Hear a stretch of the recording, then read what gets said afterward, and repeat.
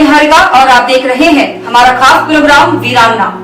जाकर रण में ललकारी थी वह तो झांसी की ही झलकारी थी, वह भारत की ही नारी थी वह तो झांसी की झलकारी थी। जी हाँ, भारत की संपूर्ण आजादी के सपनों को पूरा करने के लिए अपने प्राणों का बलिदान करने वाली वीरांगना झलकारी बाई का नाम तो आपने सुना ही होगा।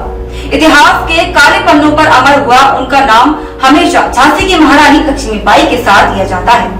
कानपुर के शहीद गार्डन, आगरा के फोर्ट के सामने और ग्वालियर के वीरांगना झलकारी बाई के स्टैचू के साथ साथ फिल्म मणिकर्णिका में भी उनकी बहादुरी साफ साफ दिखती है। झलकारी बाई का जन्म एक साधारण कोरी परिवार में हुआ था। वो एक साधारण सैनिक की तरह रानी लक्ष्मीबाई की सेना में शामिल हुई थी, लेकिन बाद में वह रानी लक्ष्मीबाई की विशेष सलाहकार और महिला सेना की सेनापति बनी और महत्वपूर्ण निर्णयों में भी भाग लेने लगी। बगावत के समय झांसी के किले पर युद्ध के समय वे अपने आप को झांसी की रानी कहते हुए लड़ी ताकि रानी लक्ष्मीबाई सुरक्षित रूप से आगे बढ़ सके। बुंदेलखंड में झलकारी बाई की महानता और वीरता को हमेशा याद किया जाता रहेगा।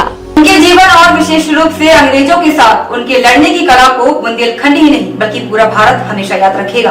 कोरी जाति के तौर पर उनकी महानता ने उत्तरी भारत में कोरी जाति के जीवन पर काफी प्रभाव डाला। उनके नाम को कोरी जाति का सम्मान और गर्व बताया जाता है। इसे देखते हुए उनके जीवन पर काफी शोध भी किए गए और उनके जीवन के बारे में कुछ रोचक तथ्य भी मिले, लेकिन अधिकतर समय झलकारी बाई को कोरी जाति की ऐतिहासिक नायिका कहा जाता है।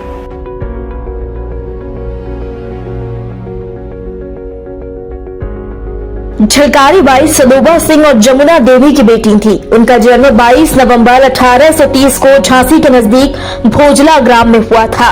उनकी माता की मृत्यु के बाद उनके पिता ने उन्हें एक बेटी की तरह पाला। बचपन से ही झलकारी बाई घुड़सवारी और हथियार चलाने में माहिर थी, लेकिन उस समय की सामाजिक परिस्थितियों को देखते हुए झलकारी बाई प्रारंभिक शिक्षा न ले सकी, लेकिन एक योद्धा की तरह झलकारी बाई ने काफी प्रशिक्षण प्राप्त किया। झलकारी बाई को रानी लक्ष्मीबाई के समान सम्मान दिया जाता है। उन्होंने एक तोपची सैनिक पूरन सिंह से विवाह किया था, जो रानी लक्ष्मीबाई के ही तोपखाने की रखवाली किया करते थे। पूरन सिंह कोरी ने ही झलकारी बाई को रानी लक्ष्मीबाई से मिलवाया।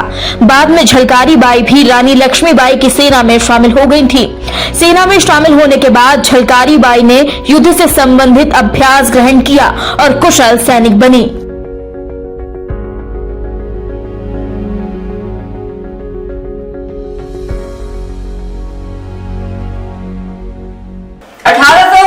के विद्रोह के समय जनरल हुरोज ने अपनी विशाल सेना के साथ झांसी पर आक्रमण किया।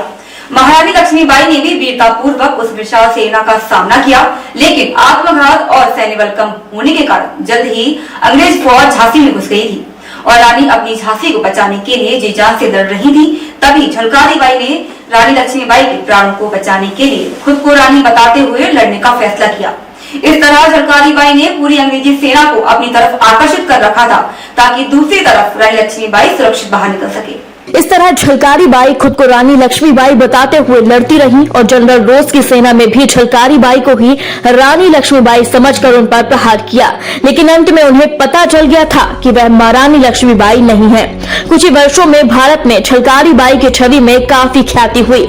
झलकारी बाई की छवि और कहानी को सामाजिक और राजनीतिक महत्ता दी गई और लोगों में भी उनकी कहानी सुनाई गई। झलकारी बाई की महानता को देखते हुए उन्हें सम्मानित करने के उद्देश्य से पृथक बुंदेलखंड राज्य बनाने की मांग की गई थी।